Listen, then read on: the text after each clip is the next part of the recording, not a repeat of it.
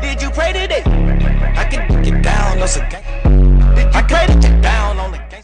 Another good indicator is the gravity of the situation, what happens after Christ is crucified. Okay, at this point in the gospel, specifically at John 20 and forward, right, we see a couple of things that's being done here. And so at this point, Jesus has already been crucified. Okay, so he is, there we go. So he is reached to a point where he resurrected. He's appearing literally like just mere moments after being risen up. And so basically the nation, well, not the nation, well, yeah, the nation of Israel, right, Jerusalem, everybody experienced this phenomenon, right, where they just saw a dead man die, right. He received capital punishment for claiming to be God. Historically accurate, right, it's done. This person existed, and it's in their records. All of a sudden we're hearing reports of this same person that just died 3 days ago is making an appearance on 500 accounts, right? These are 500 people said, I saw him risen. And so what's very interesting is that everybody just saw this person claim to be who he said he was, and basically still is. It reached to the point where he appeared himself as disciples. And so this, imagine in the perspective of everybody there, is just doing that thing where he's in front of them and they're processing everything. They're like, how is this possible that this person defeated death? And so it's kind of like an awakening and a enlightening moment where they're like, wait, he's actually God. Like, he actually defeats death. You know, the only way this is possible, right? Nobody in history was able to do so, and he was able to do that. Our God, right? So it's funny, like a aha moment, like this is happening. What's interesting about this chapter is Jesus actually receives worship from Thomas. So just like in Matthew 4, what I talked about previously, Jesus is being addressed as God, or he basically makes it to be known to the reader and to the person he's speaking to that he is God. Okay, and so here Thomas, even if you look at the Greek manuscript, is going, my Lord, my God. So it's actually solidifying, because this is the person that's been doubting from this point. And so when he basically proposes a challenge, like this is the only way I will believe God, he comes here and presents himself, and I'm able to touch it for myself. He's one of those I see it in order to believe it types. Jesus does exactly that. He fulfills it. So he goes there, showing that this is not some kind of apparition, and this is not just like some kind of mass hysteria or hallucination. It's just a nonsense, dissuading argument. If that was the case, if they experienced this thing and they were doubting, it would be weird how they reached to a point of mass hysteria. It's been consistent since that afterwards. Like, you couldn't really like say like 500 plus people, and then it keeps getting more, because obviously that's just the earliest accounts. Afterwards, people started becoming Christians afterwards, because they heard the gospel and they believe it without being there. So you can't say like this hysteria grows out of control, that was contagious. It's just a stupid argument. Nevertheless, right, so touching aside, this person that doubted, one of Christ's disciples, finally believes. And so that's why he says, blessed are those that believe and yet have seen. So that's referring to, you know, anybody else afterwards, including you and I, right? We didn't see Christ to be executed, and he didn't need to come back to tell us, here it is, here's living proof. He already did that for us. It's kind of like a one and done kind of. But what's very interesting is that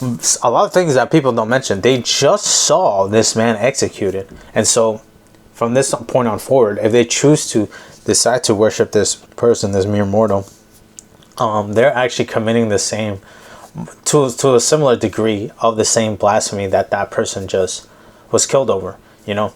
And so it makes sense that afterwards, where there's accounts, I believe, within and also separate with the Bible, for people dying for their faith, they had the option to just basically forsake it. It's not like they believe it just for the sake of it or wanted to become reality. They saw that they killed the person for basically claiming to of divine essence to be the same God.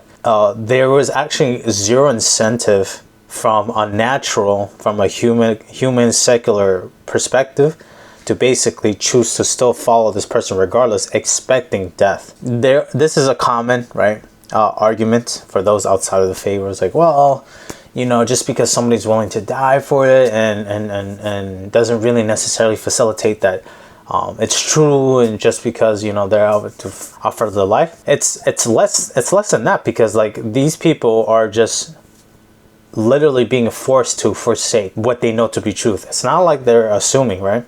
They saw it themselves, so they had more reason to literally double, triple down to die, because it was evident for them. And for those that are just like, hey, how come I can't see it? Again, it's one of those once and done kind of thing, because imagine trying to constantly reaffirm it by just presenting yourself. That just takes away the sacrifice of the cross. That was just basically necessary. It's been written. The information is literally ready, available online. I mean, you're even watching this video of certain things that happen within the Bible, how God prove himself, and how he had a plan for salvation, his love for humanity, and him recompassing sin and all that, and taking the full punishment. Yet people still doubt. Yet people still refuse to soften their heart in a way. They reach a degree where it's equally in the same level of faith, just not placing God. So we believe in a God in such an intrinsic and meticulous way that we don't need physical proof to believe it, because we are taught we are not guided by sight, but we're guided with faith. We use faith to see. Okay, and it basically manifests in certain ways that we trust God, whatever he says in his word. Because if there's any indication of doubt, we don't really trust God in the absolute degree. Again, just basing everything on sight is very deceptive, right? You're easily as fooled. I mean, look at today's age. There's so much AI that's improving day to day. It's going to be very hard to distinguish an audio soundbite from somebody, or a video that's supposedly the said person, and that could be farthest from the case. They're not even there to even begin with. Or worse, imagine these videos becoming more incriminating because they're just so surreal. It's hard to distinguish between fiction and reality. It's very interesting that this took place 2,000 years ago, where these things didn't exist. Nowadays, it's easy to imitate it. So imagine what's going to happen in the future. It's almost as if the scriptures kind of allude to that. But I digress, right? I'm trying to refocus on the main point. These individuals that saw with their own eyes Christ crucified, they're making the chase to follow after Christ. They're choosing to basically put their lives on the line, because they know that if this goes out of control, basically it goes against Satan's agenda. It goes against everybody having like no hope to be reconciled on God. And all fronts, the enemy, whether it be the Jews at that time, the religious institution, Satan, it's inconvenient for them to have all these people to actually finally come to God without anything standing in the way. And of course, a God that's readily available, that already did the necessary requirements, the prerequisites to basically provide the salvation, right? The way, the truth, and life. How can I come to God? I can't see, I can't find him. Here he is. He already did it. Just follow him, you know, ask him for forgiveness, confess your sins, confess that he is your Lord. You're good to go.